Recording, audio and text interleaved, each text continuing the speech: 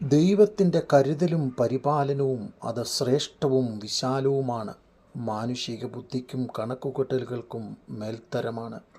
91 സങ്കീർത്തനം 1 അത്യുന്നതൻ്റെ മറവിൽ വസിക്കുകയും സർവശക്തൻ്റെ നിഴലിൻ കീഴിൽ പാർക്കുകയും ചെയ്യുന്നവൻ. അതെ, അത്യുന്നതൻ്റെ മറവ് അത് ശ്രേഷ്ഠമായ ഒന്നാണ്. തൻ്റെ തൂവലുകൾ കൊണ്ട് അവൻ നിന്നെ മറയ്ക്കും. വേട്ടക്കാരൻ്റെ കണിയിൽ നിന്ന് അവൻ നിന്നെ വിടുവിക്കും. നാശകരമായ മഹാമാരിയിൽ നിന്ന് അവൻ നിന്നെ രക്ഷിക്കും.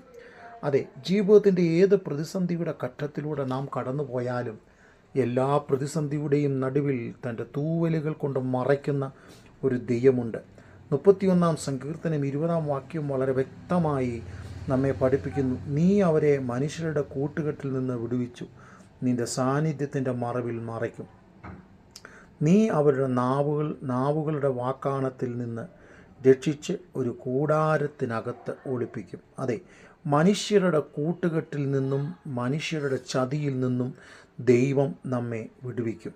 മാത്രമല്ല, ദൈവത്തിൻ്റെ സാന്നിധ്യത്തിൻ്റെ മറവിലാണ് നമ്മെ മറയ്ക്കുന്നത്. ദൈവത്തിൻ്റെ സാന്നിധ്യത്തിൻ്റെ പ്രത്യേകത എന്താണ്? ഒരു ശത്രുവിന് നിന്നെ കാണാൻ കഴിയാതെ വണ്ണം ദൈവം തൻ്റെ സാന്നിധ്യത്തിന് കീഴിൽ നമ്മെ മറയ്ക്കും.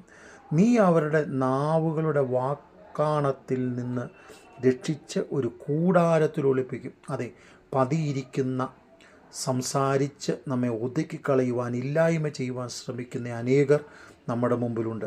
ജീവിതത്തിൽ രഹസ്യഭാവത്തോടുകൂടി അല്ലെങ്കിൽ കാപട്യത്തോടുകൂടി നമ്മുടെ അരികിൽ കടന്നു വന്ന് നമ്മെ വീഴിച്ച് കളയുവാൻ, തോൽപ്പിച്ച് കളയുവാൻ ശ്രമിക്കുന്ന അനേകർ നമ്മുടെ മുമ്പിലുണ്ട്.